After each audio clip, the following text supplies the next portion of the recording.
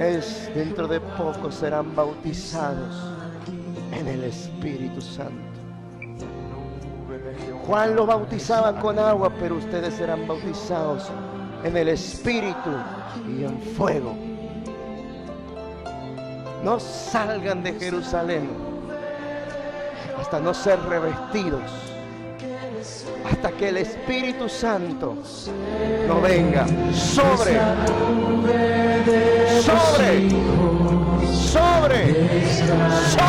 ustedes, porque Él ya estaba y con los discípulos.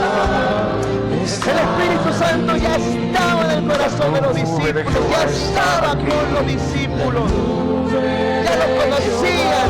Jesús, antes de morir, les dice: ustedes lo conocen porque está en Él ustedes y estará con ustedes.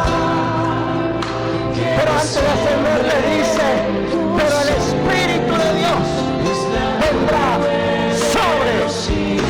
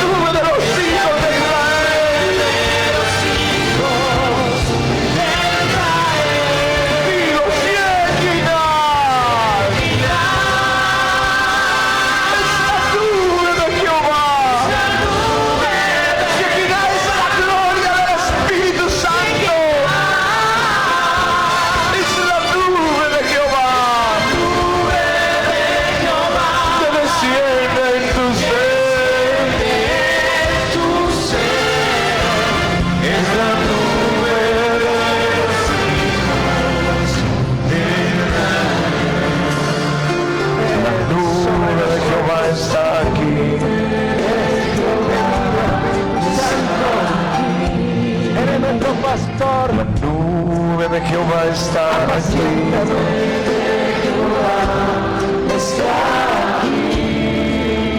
Es la nube de Jehová. Es la nube de Jehová. Que desciende en tu ser. Es la nube de los hijos de Israel.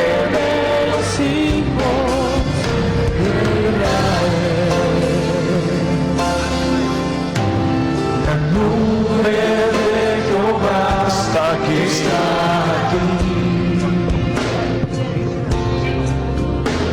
La nube de Jehová está aquí.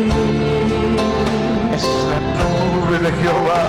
Es la nube de Jehová. Que desciende en tu ser.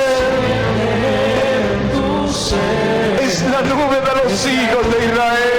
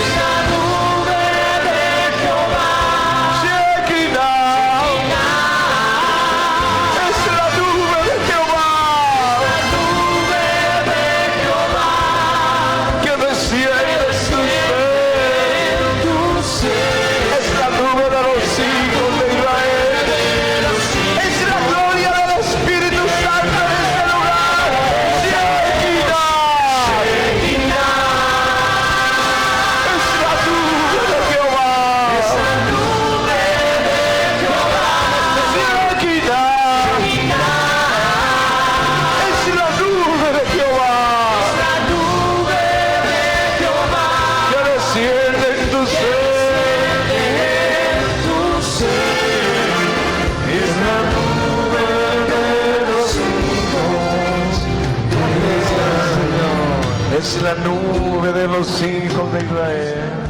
Sigamos en esta presencia. Vamos a Isaías, capítulo 9, verso 1. Habla sobre el Mesías. Ya lo vamos a entender un poquito quizás.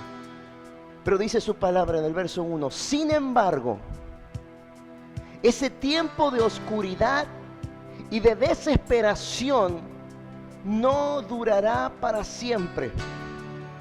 Pero habrá un tiempo en el futuro cuando Galilea de los gentiles, que se encuentra junto al camino del río Jordán, dice, será llena de gloria.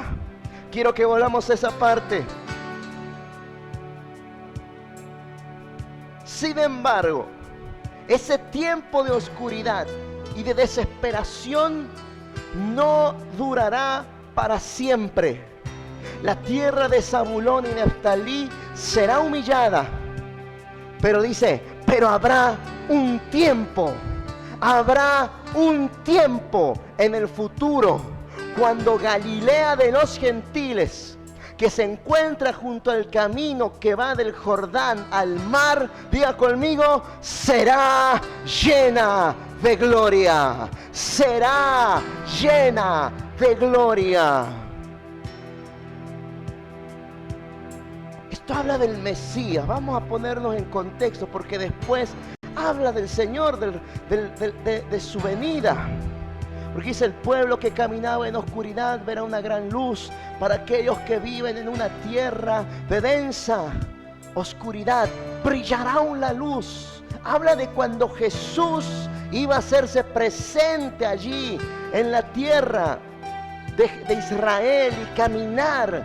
Imaginemos, yo quiero que imaginemos lo que era tener a Jesús en su ciudad. Lo que era tener a Jesús, al Mesías, al Hijo de Dios, caminando entre ellos. Si cuando viene alguna persona de renombre a la ciudad, todo se convulsiona. Si viene el presidente, ya empiezan las fuerzas militares o policiales a desplegarse, a poner sus servicios, a poner vallados. Porque hay gente que quiere acercarse, que quiere darle una nota, conocerlo, pedir algo. Cuando viene un músico, un artista, tienen que poner vallados en el hotel. O cuando viene un club de fútbol, o cuando venían clubes de fútbol acá, ponen vallados, la gente se amontona. Ahora imaginen que la esperanza de Israel estaba en la ciudad. La esperanza, el retoño de David, el Mesías prometido, estaba caminando por las calles de su pueblo. Estaba caminando por las calles de su ciudad. Jesús estaba en esa ciudad. Jesús estaba sanando enfermos. Ahora, cierto es que cuando a Jesús le llamaban el Galileo. Probablemente esta es otra Galilea porque esta es Galilea de los gentiles. Pero Jesús nace en Belén, pero se cría en Galilea. Crece en Nazaret, crece en Galilea, por eso era llamado el Galileo. Y todos sus discípulos eran galileos, por eso los reconocían. Tenía, así como nosotros tenemos nuestras tonadas, uno reconoce al cordobés, al entrerriano, al rosarino, uno reconoce la tonada. En aquel lugar también el Galileo tenía su tonada, su forma de hablar. Por eso cuando lo escuchan a Pedro hablar, cuando lo habían arrestado el Señor, dicen, este es Galileo. Imagínense que Jesús haya ido a Córdoba y eligió 12 discípulos y todos son cordobeses. Y vaya a la provincia que vaya, saben que son cordobeses por la tonada. Y está Pedro ahí hablando ahí con tonada cordobesa. Y uno dice, este es de los seguidores de ese Jesús. Y que te digo que no soy. No, si es tucumano. Entonces lo reconocían. Pero cuando Jesús recién empieza en ministerio,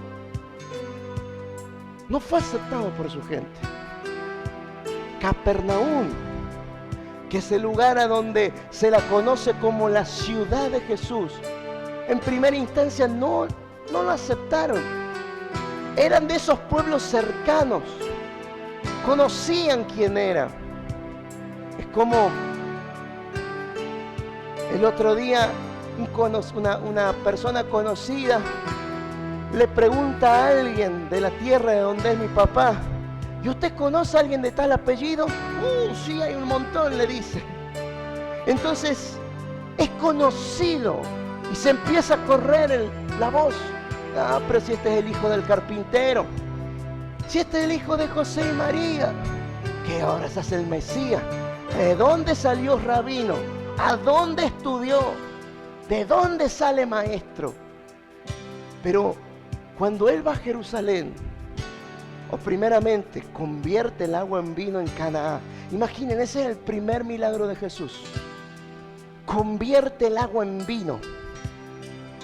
Y la voz empieza a correr. Cuando algo sobrenatural ocurre, la voz empieza a correr. Che, ¿sabes que el hijo de José convirtió el agua en vino? Que tenía todo un contexto sociocultural que no vamos a entrar en eso ahora. Pero se empezó a correr. Cuando va a Jerusalén, empieza a hacer milagros, sanidades, vuelven. Y cuando está el capítulo 4 de Juan, que tanto me encanta, dice que tenía que ir para Galilea, pero le era necesario pasar por Samaria. No porque esté de paso, porque había que desviarse. Es como decir, si yo voy para Andalgalá, me es necesario pasar por Saugil o por Pomán. No es necesario pasar porque hay que meterse, desviarse de la ruta, meterse al pueblo, al departamento, a la ciudad. Si no, uno tiene que agarrar la ruta y seguir derecho para ir a Andalgalá. Ahora, si yo tengo un motivo, sí me es necesario pasar por Saugil, pasar por Siján, pasar por Pomán o por el lugar que sea. Jesús le era necesario pasar por Samaria porque ahí iba a haber una cosecha de almas. Porque Jesús, estando allí sentado en el pozo conversando con esa mujer samaritana, que ya hemos explicado el contexto, que los judíos no se hablaban con los samaritanos, era una nación dividida, Israel por un lado, Samaria por otro, los dos creían en el mismo Dios, pero los israelitas tenían toda la Biblia, los profetas, la Torá, y ellos sostenían que el lugar elegido era Jerusalén. Los samaritanos únicamente tenían la Torá, los primeros 5 libros, y quizás uno de los profetas. Y tenían su sistema de culto en Samaria. Entonces Jesús, cuando llega al pozo de aguas a estar con esta mujer, empieza a conversar y la mujer dice, ¿cómo tú, judío, vienes a hablar conmigo? Y Jesús empieza a hablar con la mujer. Si supieras quién es el que te pide agua, me darías a mí agua viva y yo te la daría. Jesús empieza a hablarle del agua viva, empieza a hablarle de la adoración. Te digo, mujer, que vendrá el día en que ni este monte ni en el otro hará un sistema religioso, sino que el Padre busca adoradores que le adoren en espíritu y en verdad en cualquier lugar. Estoy parafraseando. Jesús estaba hablando con esa mujer, le estaba hablando, pero llega un momento en donde es el punto de inflexión.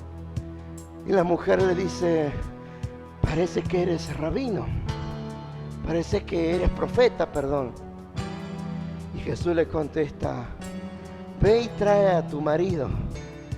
Y la mujer le dice, es que no tengo marido. Bien dices, mujer, porque tantos maridos has tenido y el que tienes ahora no es tu marido, no es tu esposo. La mujer se vio descubierta, la mujer se vio desnuda su alma, y entonces dice, Rabí, tú eres profeta. Y allí sigue la conversación de la adoración. Y la mujer, quizás no teniendo el fundamento teológico o doctrinal como para seguir hablando, le dice, bueno, ya cuando el Mesías venga, Él nos revelará las cosas. Y Jesús le dice, yo soy el que habla contigo. Dice que la mujer quedó pasmada, largó el cántaro. El otro día le decía, esa conversación tiene que haber durado unos 40 minutos porque los discípulos habían ido a buscar comida, alimento. Entonces eran más o menos 15, 20 minutos de ida, 15, 20 minutos de vuelta. 40 minutos entre que van, compran, vuelven. Allí estaba Jesús conversando. Cuando llegan los discípulos, la mujer, Jesús le acababa de decir a la mujer: yo soy el que habla contigo. La mujer deja el cántaro, no le importó el cántaro, y no fue solo a buscar a su marido o a su pareja, sino que fue y se puso a predicar. Vean como hay un pastor que dice: los ungidos menos pensados. Dios utilizó un gadanero que era endemoniado, que Jesús lo libera y va a predicar en las regiones de Decápolis, su ciudad, su pueblo, su región. Y esta mujer, que probablemente era el comentario del pueblo, quizás tenía ya su mala reputación, y va al pueblo y empieza a decirle a la gente: me he encontrado con un hombre que es profeta, me ha dicho todo lo que he hecho. Y los samaritanos, así como el judío tenía su tipo de vestimenta, era reconocido ver un judío, no como los judíos ortodoxos de hoy en día, que todo de negro y con los gorros, no. Tenían su vestimenta y los samaritanos tenían la suya. Y dice que aparentemente los samaritanos se vestían todo de blanco. Mientras la mujer va a buscar a la gente, a su esposo, y a predicar, y se pone a predicar en el pueblo, Jesús entra a palabra con los discípulos. Y parece que los discípulos venían diciendo hablando de la cosecha. La Biblia no dice mucho, pero simplemente los discípulos parece que venían hablando como que faltaban tantos meses para la cosecha.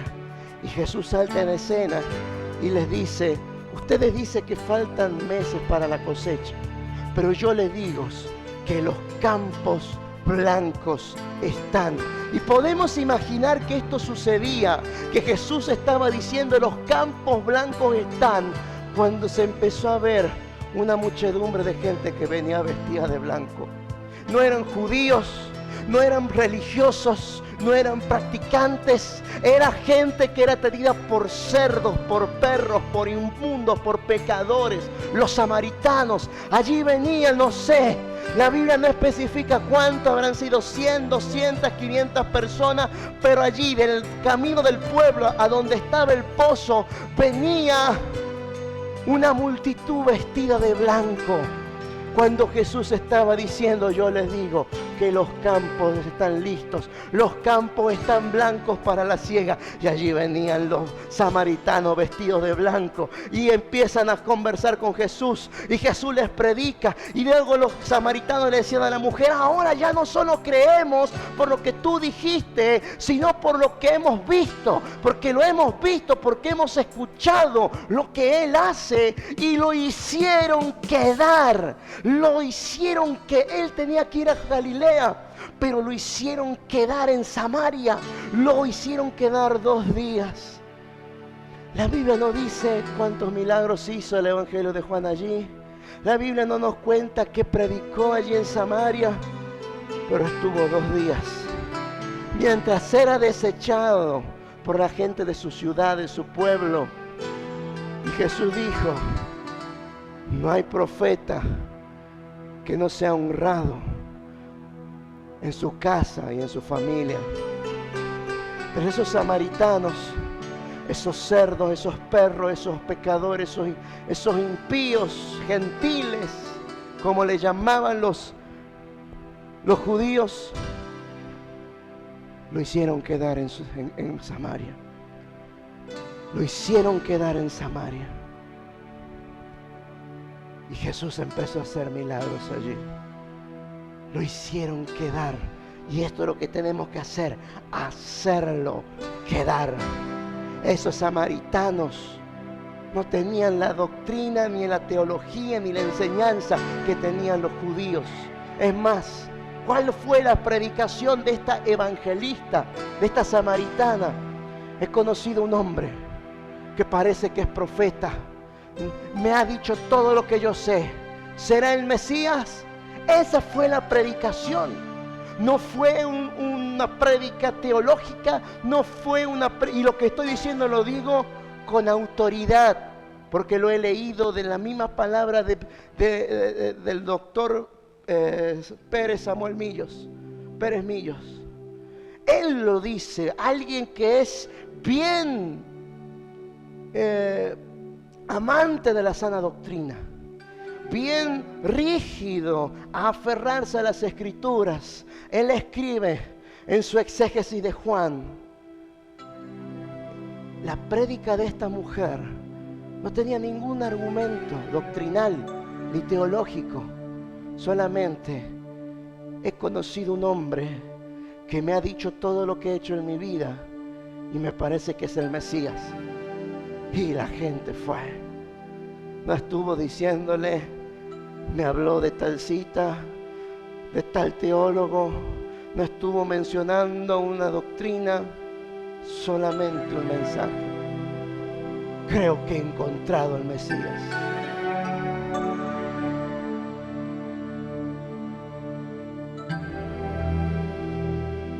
Esa gloria inundó Samaria.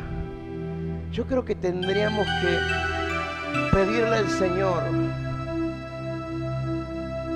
que nos transporte, que nos haga tener una experiencia espiritual y poder vivir lo que se vivía en ese tiempo, con Jesús entrando a una ciudad. Imaginen la entrada de una ciudad y Él entrando a pie, sus discípulos y otra multitud por detrás, y se empieza a correr la voz: ahí viene el Mesías, ahí viene Jesús, ahí viene el profeta, ahí viene el que anda haciendo milagros. Y la gloria de Dios empieza a manifestarse. La gloria de Dios empieza a manifestarse mientras Jesús camina por esas calles. Empiezan a llevarle enfermos, empiezan a llevarle paralíticos, empiezan a llevarle gente endemoniada, y los demonios se manifestaban solos. La Biblia dice que ante la sola presencia de Jesús, algunos demonios empezaban a vociferar y a decir: ¿qué tienes conmigo, hijo de David? ¿O usted piensa que son como las películas de antes? Un endemoniado ahí blanqueando los ojos y diciendo: ¿qué quieres de mi hijo? No. Sí, la Biblia nos cuenta que había uno que lo tiraba al fuego, el demonio. Estaba tan tomada su voluntad, estaba tan endemoniado, que lo tiraba al fuego, lo tiraba al agua, tenía convulsiones. Y Jesús se acercaba a esta gente y los endemoniados solos se manifestaban. ¿Qué tienes conmigo, hijo de David? Deja de atormentarme. Y Jesús: sal de él. La gloria de Dios, como dice aquí. Sin embargo, ese tiempo de oscuridad y de desesperación no durará por siempre. Imaginemos ese tiempo de oscuridad, los enfermos, los endemoniados, esta mujer samaritana, porque esto lo podríamos aplicar a cada ciudad a donde Jesús entraba: a Samaria, a Capernaum, a cualquier ciudad de Decápolis o en Galilea. Sin embargo, ese tiempo de oscuridad, de enfermedad, de endemoniados y de desesperación, dice, no durará para siempre. La tierra de Zabulón y de Neftalí será humillada, pero habrá un tiempo en el futuro. Y yo acá le voy a cambiar de nombre. Cuando a Catamarca, que se encuentra junto al camino, será llena de la gloria. Llena de la gloria. Vamos a decir: Señor, llena nuestra tierra de tu gloria. Llena esta tierra de tu gloria, Padre, del nombre de Jesús. Te pedimos que tu gloria, así como tu gloria llenó Galilea, así como tu gloria llenó la ciudad de Capernaum, así como tu gloria llenaba cada ciudad donde tú llegabas y caminabas y hacías milagros y portentos, así, Señor, oramos por esta tierra. Señor, desciende en gloria y poder en esta ciudad y que tu gloria brille. Habrá un tiempo del futuro cuando Galilea de los gentiles, que se encuentre junto al camino que va al Jordán, al mar, será llena de la gloria de Dios. La gloria de Dios, la gloria de Dios llenaba ese lugar.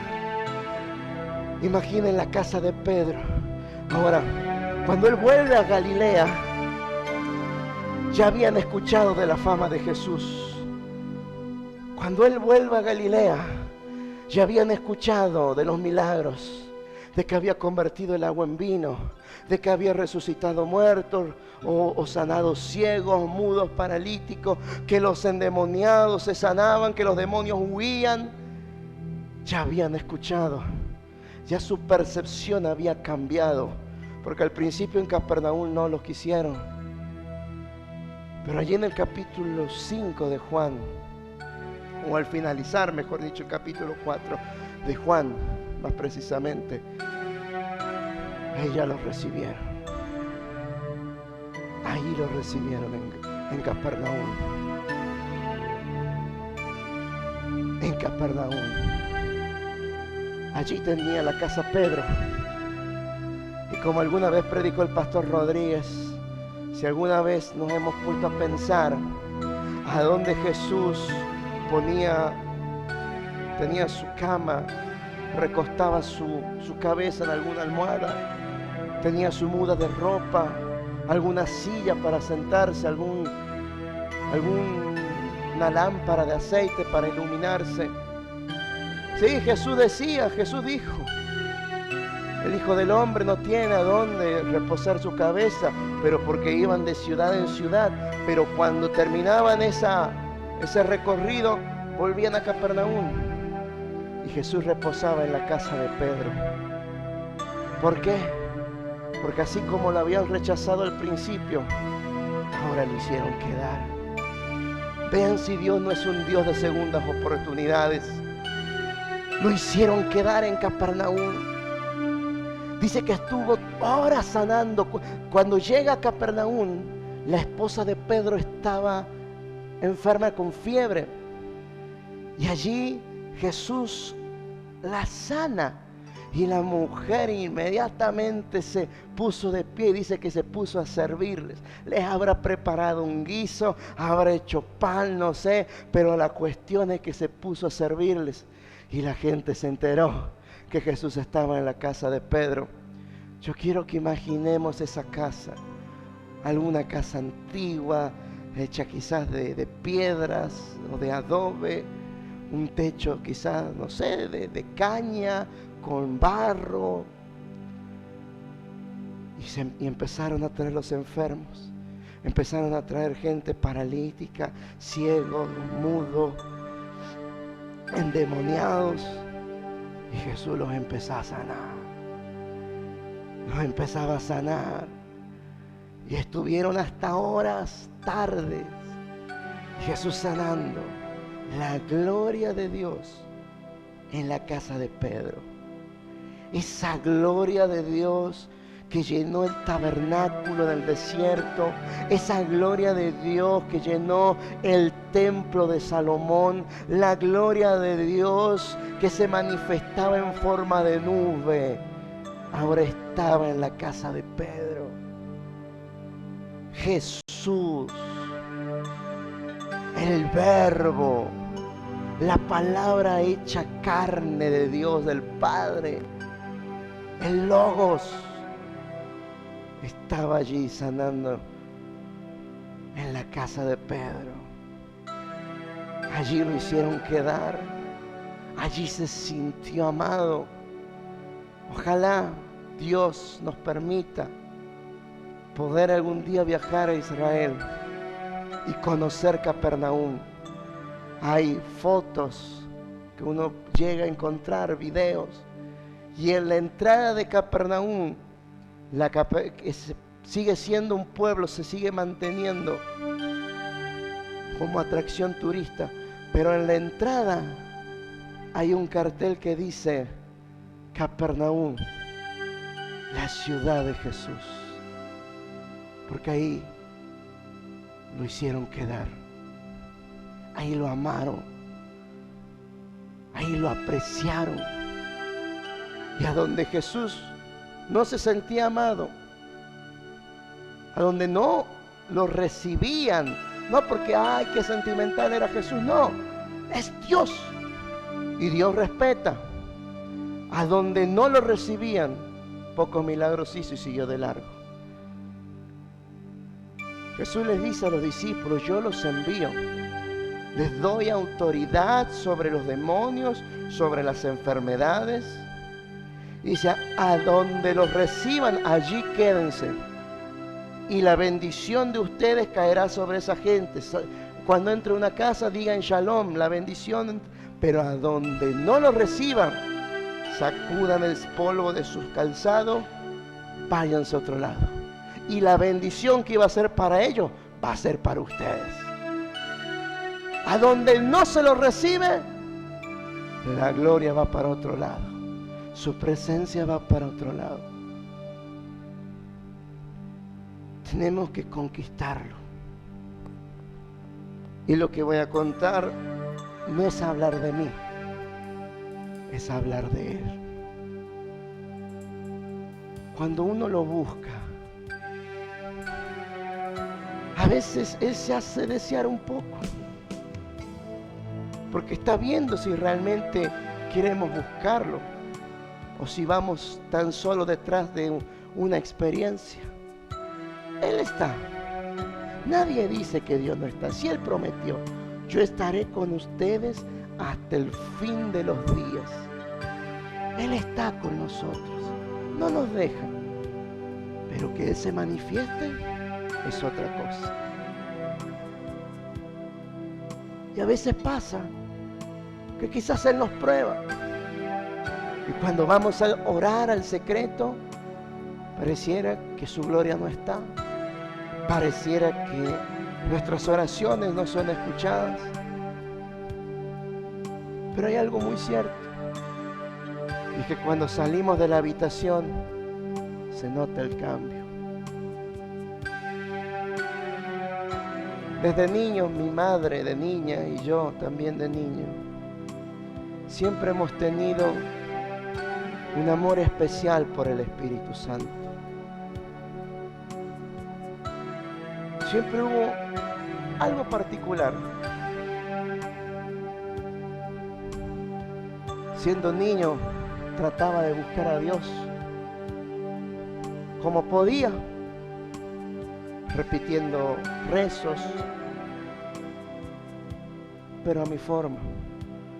A los 8 años ya leí gran parte de la Biblia, pero como es común, el ataque más común del enemigo, al principio, que cuando uno lee la Biblia se duerme. Siempre pasa eso. Ya después, cuando uno le agarra, uno se enamora de Dios, uno faltan las horas para seguir leyendo. 8 años, 10 años, leí hasta Primera de Crónicas, creo. Y me acuerdo en una oportunidad siendo niño,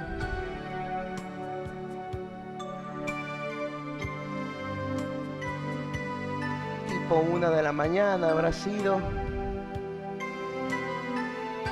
una habitación, lo que sería la cocina, la que da para el patio, se iluminó. Y yo llegué a pensar que era mi abuelo, que había ido al baño, que había ido a darle comer al perro, qué sé yo. Pero la iluminación era distinta. No coincide con la distribución de la puerta y la forma, el ángulo de la luz. Y yo creo que esa luz que vi, y luego había una silueta en medio de esa luz, yo creo que era Dios. Hoy no tengo el discernimiento de saber, algún día Dios me dirá si era Jesús o si era el Espíritu Santo.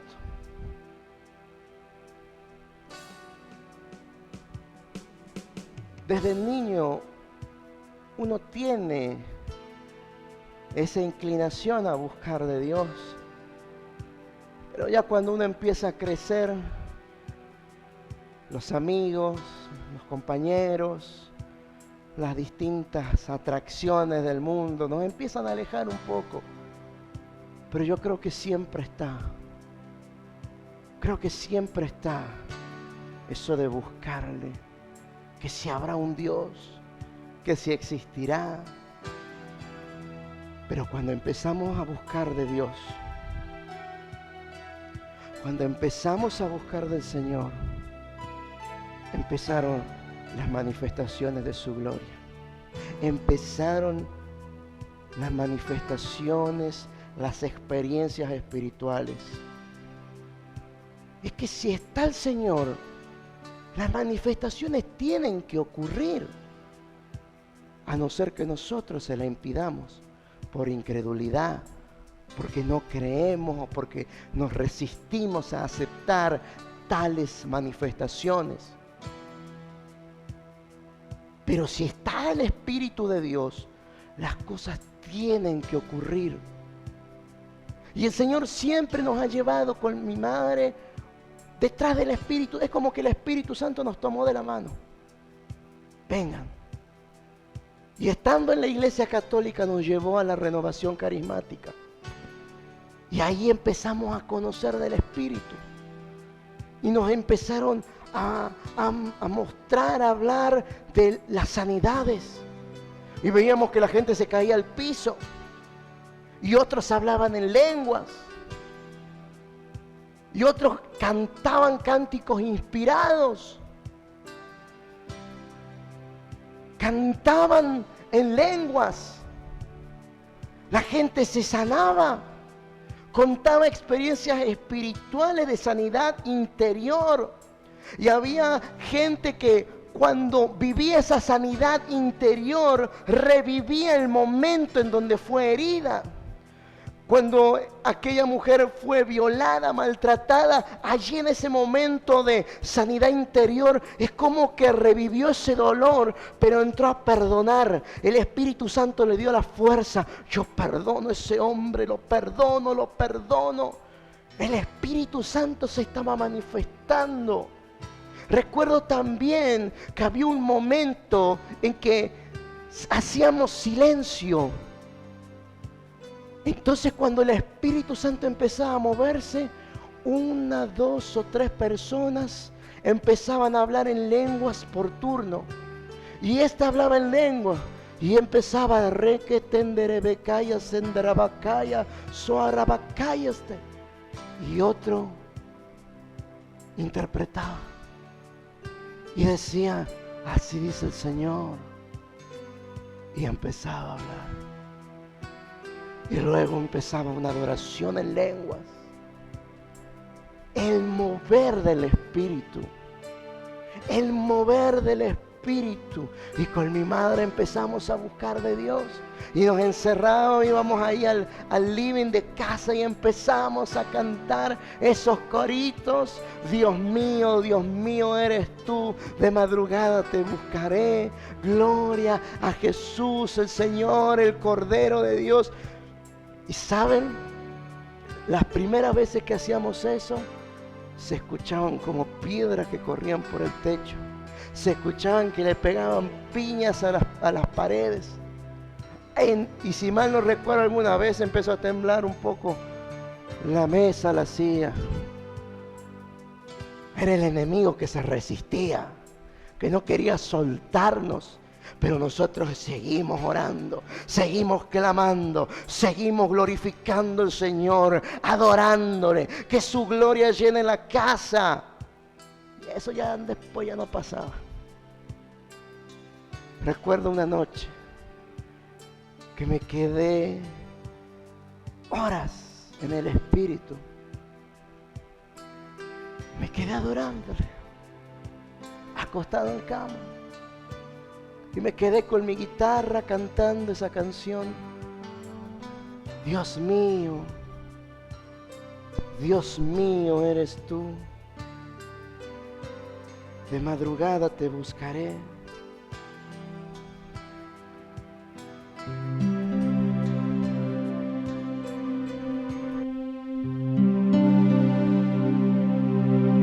Me quedé allí cantando con la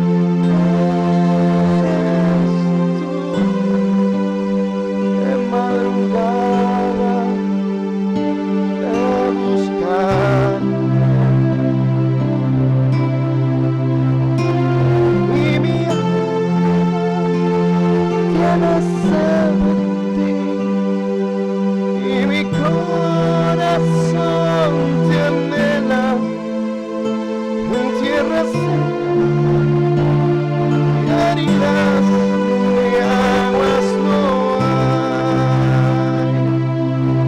Me quedé cantando esa canción.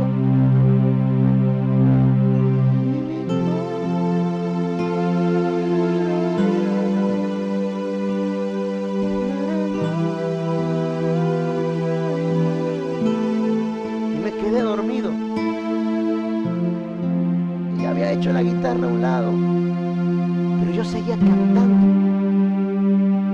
y me dormí cantando. Dios mío, eres tú. Ya estaba dormido cantando. Eres tú, de madrugada te buscaré. Ahí estaba dormido y seguía cantando. Y mi alma tiene sed y mi corazón te anhela en tierras secas y áridas donde aguas no hay. Y de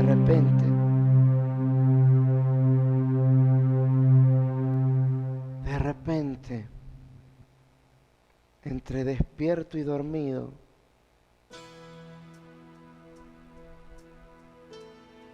yo, porque la ventana estaba abierta, pero entre despierto y dormido yo veía las nubes y de repente como que fui llevado y estaba allí en medio de esas nubes y delante mío estaba el Señor. Era alto, no pude ver su rostro, pero era alto. Su túnica blanca y sus manos extendidas.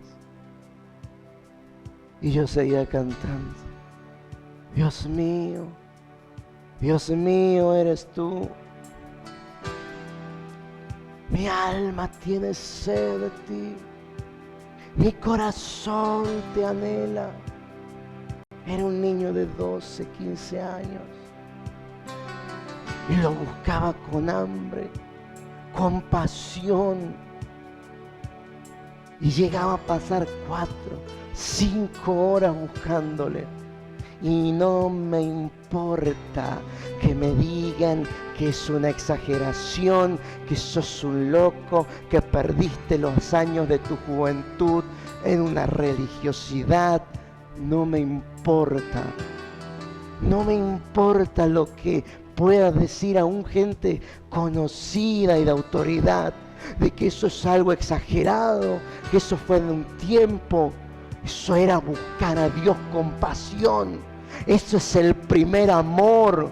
Cuando no hallamos las horas de dormirnos temprano y de despertarnos, poner el reloj a las 6 para despertarnos y poder abrir nuestros ojos y decir: buenos días, Espíritu Santo, te busco, te necesito. Ese primer amor. Por algo Apocalipsis dice: has hecho todo bien. Cantás, ofrendás, diezmás, vas a la iglesia, ayunás, predicás, haces todo. Pero tengo contra ti que has perdido el primer amor.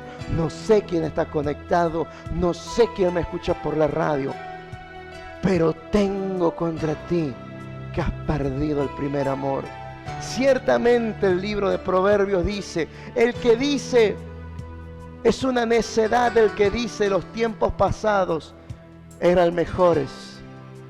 Pero acá no sé, el Señor nos dice: has perdido el primer amor. ¿Por qué ya no adoras como antes? ¿Por qué ya no lees la Biblia como antes? ¿Por qué ya no buscas a Dios como antes? ¿Por qué te conformaste a una búsqueda religiosa para cumplir con Dios? Para seguir tocando un instrumento o para seguir teniendo un cierto estatus en la iglesia en que congregás y que no te digan que sos un carnal. Porque te digo que Saúl perdió el espíritu y él no se dio cuenta. El espíritu se apartó de Saúl y no se dio cuenta. El espíritu se apartó de Sansón y él no se dio cuenta. Dice la Biblia, y Sansón no se dio cuenta de que el espíritu de Dios lo había abandonado.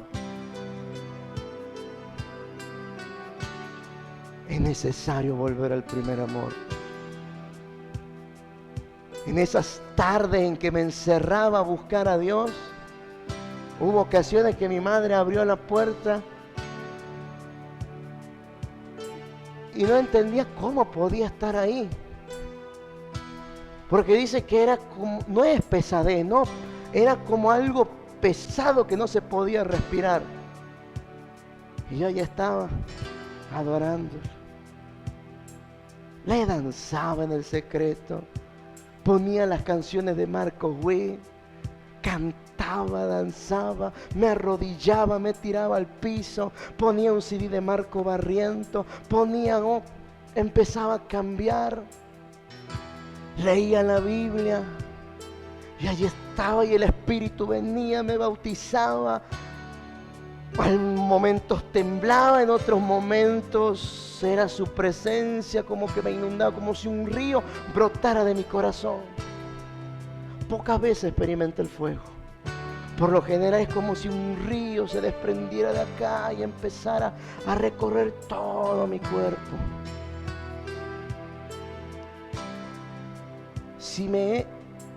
Muchas veces me han malentendido y me dicen, es que no podés ser emocionalista, es que no podés ser cristiano dependiendo de las emociones.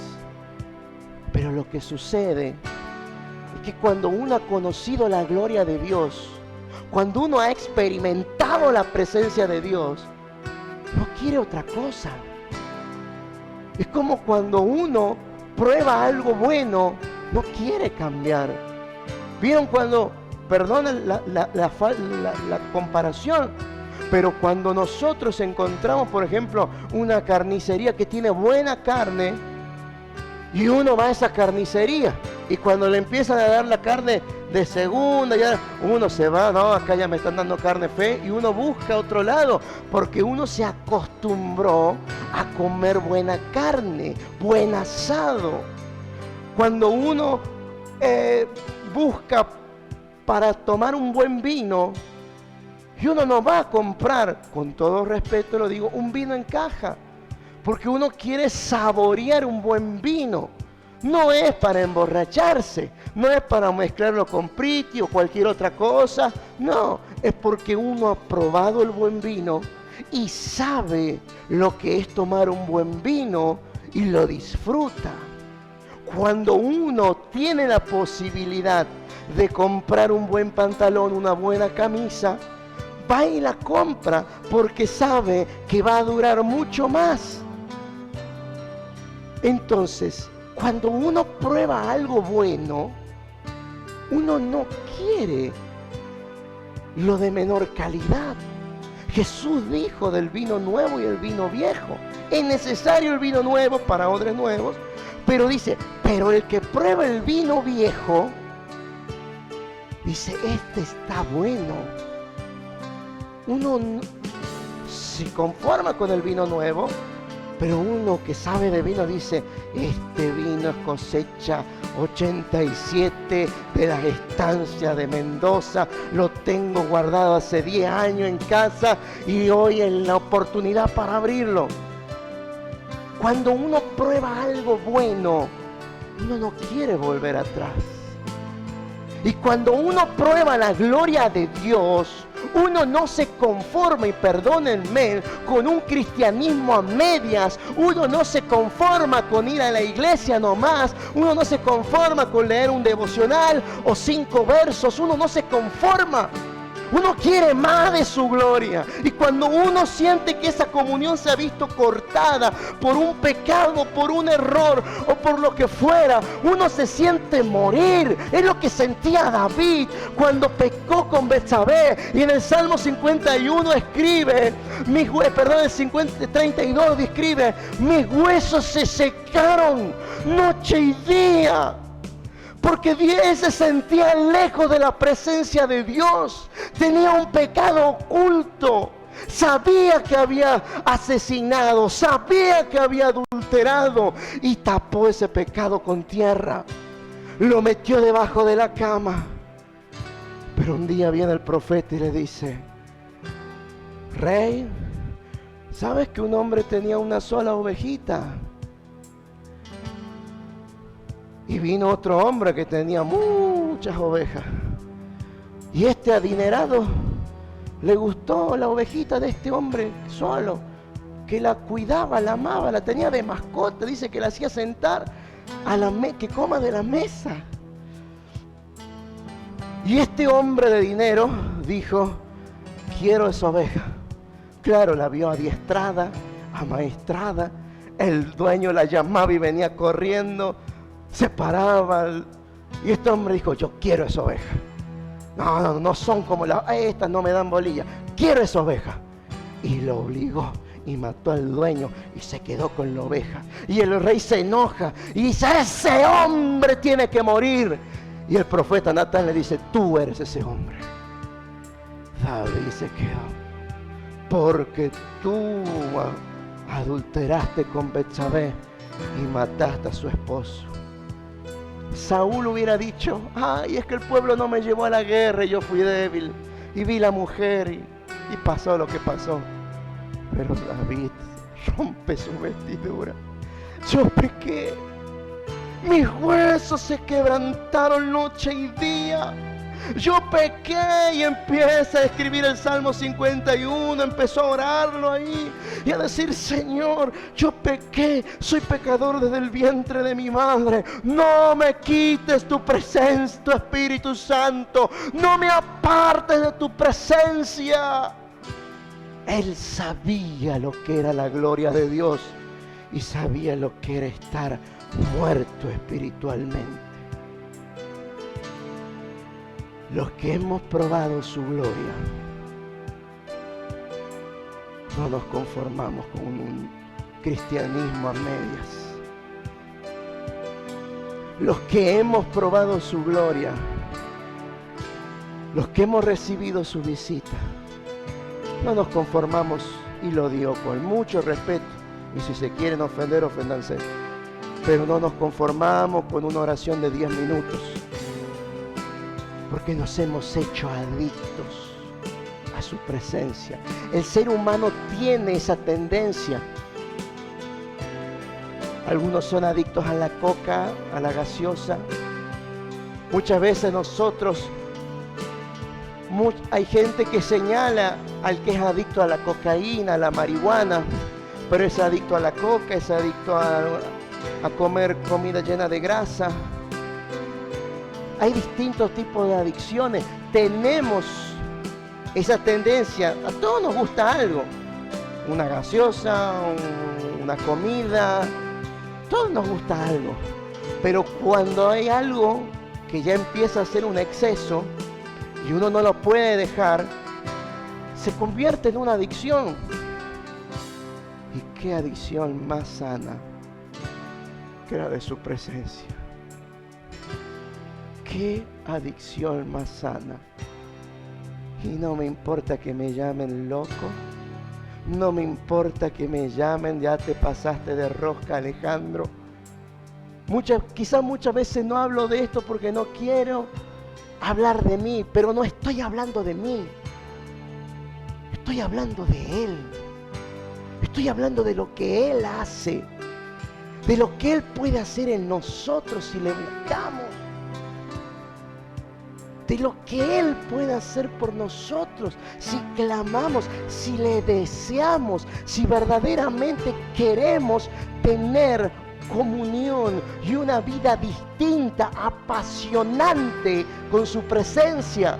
No una vida religiosa, no una vida de cumplir ritos, no una vida de cumplir con Dios, sino una vida de amor, de coinonía, de comunión, de desear estar con Dios. Pero a veces entramos en desiertos. A veces las pruebas, las desilusiones, Las distintas circunstancias de la vida a veces son como piñas que nos va dando el diablo. Y otro gol. Y otro gol. Y nos vamos debilitando y quizás buscamos a Dios y estamos en oración, pero nos vamos debilitando y llega un momento que quizás nos enfriamos. Llega un momento en que quizás bajamos la guardia y ya no oramos como antes. Nos dormimos cuando oramos. Ya no tenemos tiempo para leer un capítulo de la Biblia cuando antes leíamos 3 o 4.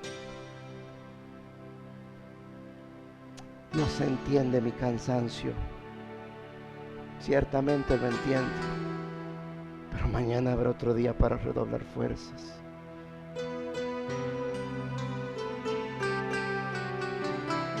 Y muchas veces nos olvidamos del primer amor.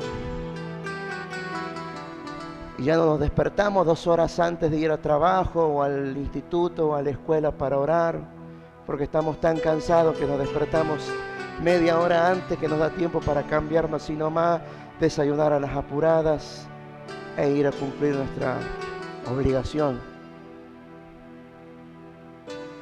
Es necesario volver al primer amor. Y los que hemos probado el buen vino, no queremos probar otra cosa.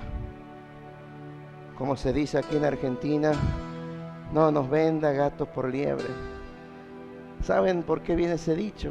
Porque dicen que la carne de gato es muy parecida a la carne de liebre.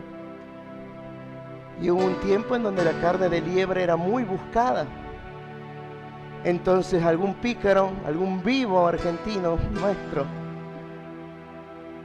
le mandemos gatos y la carne es igual. Y era parecida, quizás tenía el mismo gusto, no sé. Entonces iban a buscar carne de liebre y resulta que era carne de gato. Y quedó el dicho, no me vendas gato por liebre. Cuando hemos probado la gloria de Dios, no queremos otra cosa. Porque entendemos que no es el tamaño del local, que no es la cantidad de sillas llenas, que no son las luces, que no es el sonido, que gloria a Dios por las cosas que tenemos. Pero entendemos que no es eso. Entendemos que podemos tener el mejor salón, toda la tecnología, tener cámaras de último nivel, podríamos tener el auditorio lleno y tener sillas tipo teatro y tener una pantalla LED gigante. Pero si su presencia no está, es otra cosa. Disfruta uno. Sabemos que Dios está, no estamos hablando de herejía. Pero cuando su gloria se manifiesta, es como cuando cambia el clima en un día de lluvia. Es como cuando está pesado el clima, vieron que está cargado de humedad y está pesado. Y a lo lejos se ven nubes, pero el clima está pesado. Uno camina 2 cuadras y ya está transpirado, es un vapor, pero empieza a correr un vientito del sur.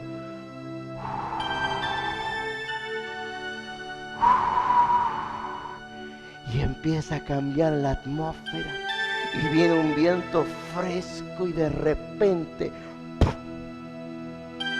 cambia la atmósfera y viene un viento fresco. Se fue la humedad, el calor, y cuando menos lo esperamos empiezan a caer las gotas, empieza a llover.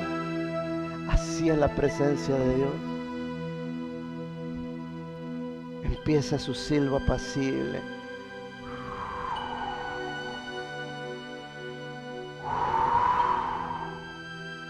Hace su entrada el Espíritu Santo. Empieza a manifestarse. Y su gloria, su presencia, la unción no la podemos imitar, no la podemos reemplazar, no podemos cambiar gato por liebre porque el auditorio sea lindo, no podemos pensar que eso, oh, la gloria de Dios. Su presencia lo cambia todo. Podemos estar en el campo con asientos de madera y piso de tierra y sin sonido, y su gloria va a llenar ese lugar. Venimos pasando un desierto, pero en ese desierto no me dejé morir y tomé la decisión de buscar a Dios. Tomé la decisión que nada ni nadie me da separar de su presencia. Tomé la decisión de morir al yo. Tomé la decisión de morir a mis sueños. Tomé la decisión de morir a todo para que Él viva en mí. Y anoche le decía, Señor, eso le decía, muero a mi yo, muero a mis sueños, muero a mi querer, muero a mi hacer, muero a mis sueños, a mis deseos, a mis anhelos, muero a todo. Solo quiero que tú vivas. Y yo puedo tener 1000 defectos, pero me voy a aferrar, y esta iglesia se va a aferrar a la presencia de Dios. No nos vamos a conformar a cultos religiosos. No nos vamos a conformar a cumplir con Dios, cantar 2 o 3 coros, una prédica de media hora. No, tenemos que traer su presencia. Y me quedé anoche llorando y clamando. Señor, quiero volver a esa comunión como era cuando era un niño. Quiero volver a experimentar esa gloria. Quiero volver a experimentar tu presencia. Quiero que tu gloria llene la iglesia. Quiero que tu gloria se manifieste en la iglesia. Y al que está escuchando por radio, por internet, esta gloria la podés tocar, la podés ver, la podés vivir, experimentar. No es algo para algunos, no es algo para los mejor preparados académicamente, para el que tiene mejores dones o para el que habla lindo. Es para el que tiene hambre. Porque voy a parafrasear a Pablo y quizás decir alguna herejía, pero así como el que tiene todos los dones y no tiene amor es como un metal que resuena. ¿Qué es el amor? ¿Acaso no es el Espíritu de Dios? ¿El Espíritu de amor? ¿No es uno de los dones del Espíritu Santo? Entonces, por más que tengamos muchos dones y prediquemos lindo y tengamos, no sé, cuántas cosas para gloriarnos, si no está el Espíritu de Dios, somos metal que resuena. Somos como una campana, hace ruido nomás, pero la campana está abierta para abajo, no podés recoger nada, no podés agarrar agua, nada. La campana está abierta para abajo, ruido nomás. Pero cuando su gloria está, su gloria lo llena todo. Y anoche como a las 3, 4 de la mañana me desperté, inmerso en su gloria. Y allí estaba Él. No puedo decir que lo vi. No puedo decir que oí algo. No puedo decir el Señor me dijo audiblemente algo, no. Pero esa habitación estaba cargada de la gloria de Dios. Esa habitación estaba cargada de la gloria de Dios. Había alguien, no algo. No tuve miedo. Era el Espíritu Santo. Era su gloria en ese lugar. No es religión. no es historia ni fantasía. Es más real que nosotros. Es más real que nosotros. Ven con esa misma gloria de anoche, Señor.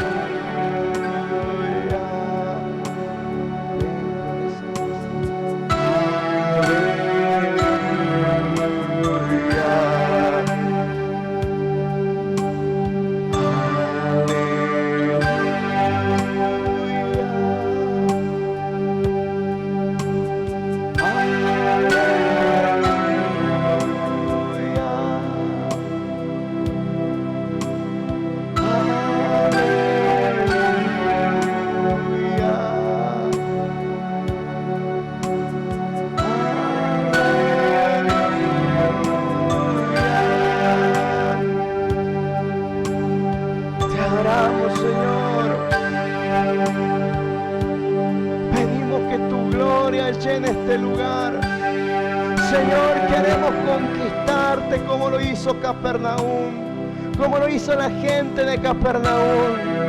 Queremos conquistarte, queremos hacerte quedar, así como Moisés hacía quedar tu gloria en el tabernáculo, así como Enoc caminó contigo, así como Abraham, como Noé caminaron contigo. Queremos caminar contigo, Señor. Queremos que seas más real que cualquier cosa para nosotros. Si alguien me está escuchando por la radio, por el internet, y tenés alguna adicción, decirle: Señor, yo hoy cambio mi adicción por tu presencia. Quiero ser un adicto a tu presencia. Quiero tener una adicción por tu presencia. Quiero tener una adicción por orar, por buscarte, por adorarte, por ser lleno de tu espíritu. Quiero caminar contigo, Señor. No quiero más religiosidad. No quiero más ritualismo, no quiero más tradición. Quiero palabra viva. Quiero que tu espíritu me guíe. Que tu espíritu camine conmigo. Espíritu Santo, llénanos, llénanos más y más, llénanos de ti, Señor. Toda la gloria y la honra te damos, toda la gloria, toda la honra te damos. Espíritu Santo, llena nuestros corazones, trae un avivamiento, enciéndenos en ese fuego. Sin el Espíritu, hermanos, no podemos. Ya terminamos, adoramos y terminamos, pero sin el Espíritu no podemos. Como decía una pastora, a donde nosotros comenzamos, muchos han puesto al Espíritu Santo en un cuadro, lo han enmarcado, no lo dejan salir a la derecha, ni a la izquierda, ni arriba, ni abajo. Está encerrado en una foto. Pero el Espíritu Santo no es la foto de un familiar que falleció. Tenemos la foto de nuestro ser querido allí y su cuerpo está enterrado en algún lugar, pero sabemos que Él está vivo. Pero el Espíritu Santo no es la foto de un familiar para ponerlo en un cuadro. A Él no lo podemos limitar. A Él no le podemos poner límites. A Él no le podemos decir hasta aquí sí, hasta acá no. No, Espíritu Santo, déjanos pastorear, que nosotros sabemos, tenemos todo el entrenamiento, la teología que hemos recibido en el seminario y sabemos que la iglesia se maneja de esta forma. ¿Cómo dejar que el Espíritu Santo sea el pastor? Pero nosotros te decimos: Espíritu Santo, tú eres el pastor. No pondremos nuestra confianza en estrategias. No pondremos nuestra confianza en el hombre. Solamente en ti. Vamos a decirle: Señor, esa nube Que esa nube repose aquí, Señor. Nube de Jehová está aquí. Nube de Jehová está aquí. No vivimos de experiencias espirituales, pero las queremos. Diga conmigo, yo quiero todo lo que venga del Espíritu Santo. Yo no me quiero conformar. Quiero todo lo que tenga el Espíritu Santo. Si el Espíritu Santo me quiere dar dones, si el Espíritu Santo me quiere dar carismas, yo los quiero. Y si alguien no los quiso, yo quiero lo que aquel que los quiso. Yo quiero dones de sanidad, yo quiero don de revelación, yo quiero don de lengua, yo quiero don de profecía, yo quiero dones de sanidad, yo quiero dar por los enfermos y que los enfermos se sanen. Yo quiero, Señor, hablar en lengua, yo quiero interpretar las lenguas, yo quiero, Señor, orar y que tu presencia se manifieste en el lugar. Yo quiero, Señor, que te vistas de mí. Escucha algo. Muchas veces hablamos de los endemoniados, porque nos gusta hablar del oculto, ¿verdad? Nos gusta hablar de hoy, sabes que el diablo apareció en tal lado. Y mucha gente en la parte teológica se apasiona por la liberación y gloria a Dios si tiene el don de liberación. Pero muchas veces nos enfocamos en el diablo y vemos esas situaciones en donde la persona está tan poseída por un espíritu inmundo que su voluntad se ve tomada. Entonces esa persona pierde la razón, no está en sí. Si esa persona la están agarrando entre cuatro y los tira y revolea la silla y blanquea los ojos e insulta, esa persona no sabe lo que está haciendo. Está fuera de sí, ese espíritu inmundo ha tomado su conciencia, su voluntad, y es ese espíritu hablando a través de esa persona. Ahora, yo muchas veces me pregunté esto y a veces me decía, no, pero bueno, es que el Espíritu Santo respeta, perfecto. Pero si un espíritu inmundo es capaz de tomar la voluntad de una persona, totalmente, hasta que esa persona no sabe lo que hace, lo que dice, y cuando es liberada se debe preguntar, ¿qué pasó? ¿Qué hice? Si un espíritu inmundo que ante la presencia de Dios tiembla y huye, hace eso, ¿por qué el Espíritu Santo no puede tomar la voluntad de una persona rendida? ¿Por qué el Espíritu Santo no puede tomar la voluntad de uno totalmente, de un corazón rendido? Y hacer, así como un endemoniado, tira, grita, insulta. ¿Por qué el Espíritu Santo no podría hacer eso? Lo contrario, obrar milagros, sanidades, usar la boca para predicar con un corazón rendido.